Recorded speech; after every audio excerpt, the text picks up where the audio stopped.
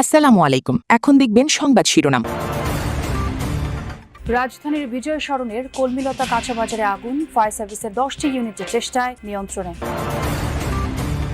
যাত্রাবাড়ির মানিকনগরের ভাঙা রাস্তা যেন ময়লার ভাগাড়, সংস্কারের নামে ঘুষ বাণিজ্যের অভিযোগ, সীমাহীন ভোগান্তিতে 1.5 লক্ষ মানুষ। আগামী 28 মে উদযাপিত হবে পবিত্র ঈদুল আজহা, কোরবানির হাট মাতাতে প্রস্তুত বিশাল দেহি রাজাবাবু মানিক রতনরা। প্রশাসনের অভিযানের পরও পাল্টাচ্ছে না বন্দরনগরীর হোটেল রেস্তোরাঁর রান্নাঘরের পরিবেশ। নোংরা অপরিচ্ছন্নতার প্রমাণ মেলায় দুটি প্রতিষ্ঠানকে জরিমানা। এতক্ষণ দেখছিলেন সংবাদ শিরোনাম, এবারে দেখবেন বিস্তারিত। রাজধানীর বিজয় সরণী মোড়ের কলমিলতা কাঁচাবাজারে যে আগুন লেগেছে সেটি নিয়ন্ত্রণে এনেছে ফায়ার সার্ভিসের 10টি ইউনিট। আমরা জানিয়েছি যে আগুন নিয়ন্ত্রণে এসেছে, পুরোপুরি যেটি নির্বাপন সেটি সম্ভব হয়েছে কিনা একটু দেখতে চাই ঘটনাস্থলের চিত্র। পুরোপুরি নির্বাপন বেশ সমস্যাপেক্ষ ব্যাপার, অর্থাৎ আগুন নেভাতে ফায়ার সার্ভিসকে প্রায় 2 ঘন্টা চেষ্টা করা লেগেছে, তাদের 10টি ইউনিট কাজ করেছে। নির্বাপনের জন্য আরও সময় লেগে যাবে, অর্থাৎ যে 10টি ইউনিট কাজ করেছে তারা এই কাজ শেষ করে এখন তাদের সেই যে মালপত্রগুলো রয়েছে সেগুলো তারা এখন গুছিয়ে গাড়িগুলোকে আবার যে স্টেশন থেকে আনা হয়েছিল সেই স্টেশনগুলোতে পাঠানো হচ্ছে। ভেতরে এখনও কয়েকজন রয়েছে, বিশেষ করে দ্বিতীয় তলায় গণমাধ্যম কর্মীদের এখন পর্যন্ত যেতে দেওয়া হয়নি, যেহেতু সেখানে ভেতরে খানিকটা ধোঁয়া ছিল এবং ফায়ার ফাইটাররা অক্সিজেন মাস্ক পরে ভেতরে কাজ করেছেন এবং সেখানেও এই মুহূর্তে এক ধরনের কাজ শেষের প্রস্তুতি চলছে।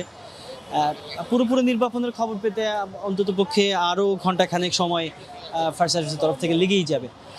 তবে এই মুহূর্তে ব্যবসায়ীরা অনেকেই এই মার্কেটের যেই নিচতলার যে ফটক সেখানে এসে তারা ভিড় জমিয়েছেন।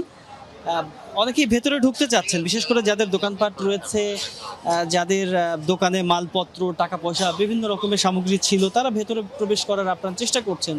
কেউ কেউ এর মধ্যে ঢুকে পড়েছিলেন। একটু আগেই এক ধরনের একটা অস্থির চিত্র দেখলাম যে ফায়ার সার্ভিসের কর্মীদের সঙ্গে এক ধরনের হাতাহাতির মতো অবস্থা, যে ভেতরে প্রবেশ করতে চাচ্ছেন কিন্তু ভেতরে প্রবেশ করতে দেওয়া হচ্ছে না। আসলে এই মুহূর্তে ফায়ার সার্ভিস পুরো জায়গাটিতে কাউকেই প্রবেশ করতে দিচ্ছে না। খুব স্বাভাবিকভাবেই ভেতরে এই কী অবস্থা, কতখানি ক্ষয়ক্ষতি হয়েছে, কোন দোকানপাটের কী অবস্থা সেগুলো পর্যালোচনা করা, সেগুলো সার্বিক চিত্র দেখা, আর তারপরেই কেবলমাত্র যে ব্যবসায়ী যারা রয়েছেন তাদেরকে তখনই কেবলমাত্র প্রবেশ করতে দেওয়া হবে। তবে আজকে একটা দারুণ ব্যাপার লক্ষ্য করা গিয়েছে। একেবারে ভোরবেলা থেকে ফায়ার সার্ভিসের সাথে স্থানীয় বেশ কয়েকজনকে আমরা দেখেছি, বিশেষ করে মার্কেটের নিরাপত্তা কর্মী যারা ছিলেন, রাতের বেলাতে যারা এই মার্কেটে অবস্থান করেন, তারা দারুণভাবে ফায়ার সার্ভিসকে এই আগুন নেভানোর কাজে সহযোগিতা করেছেন। এবং আমরা এখনও দেখতে পাচ্ছি যে গেটের ভেতরে যারা রয়েছেন তাদের মধ্যে বেশ কয়েকজন রয়েছেন একেবারে পানিতে ভিজে গিয়েছেন তারা, এবং তারা কেউ ফায়ার ফাইটার নন,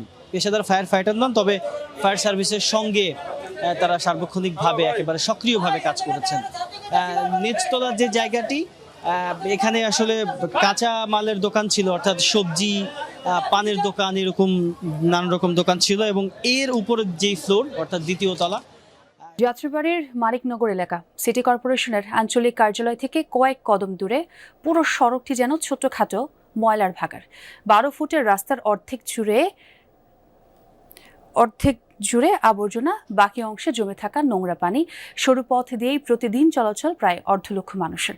রাস্তা ঠিক করার নামে ঘুষ নিয়েও কাজ করেনি সিটি কর্পোরেশনের আঞ্চলিক অফিস। কোনো ময়লার ভাগাড় নয়, এটা যাত্রাবাড়ির মানিকনগর আবাসিক এলাকার একটি রাস্তা। ময়লার স্তূপ আর জমে থাকা নোংরা পানির মাঝে একটু অংশই পথচারীদের হাঁটার জায়গা। প্রায় 1.5 লক্ষ মানুষের বাস এই মানিকনগরে। প্রতিদিন এ পথে যাওয়া আসা করতে গিয়ে নাকাল বাসিন্দারা।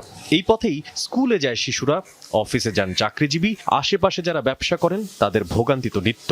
একে তো রাস্তা ভাঙা, তার সাথে আবর্জনার তীব্র দুর্গন্ধতে সবাই পেটের ব্যথা, আর সবাই মনে করেন খালি বাথরুমে দৌড় পারে, পেটের ব্যথায় মনে করেন একজনের শরীরে জ্বর হয়ে পড়ছে। আমাদের গেট সবসময় লাগিয়ে রাখতে হয়, জানালা লাগিয়ে রাখতে হয়।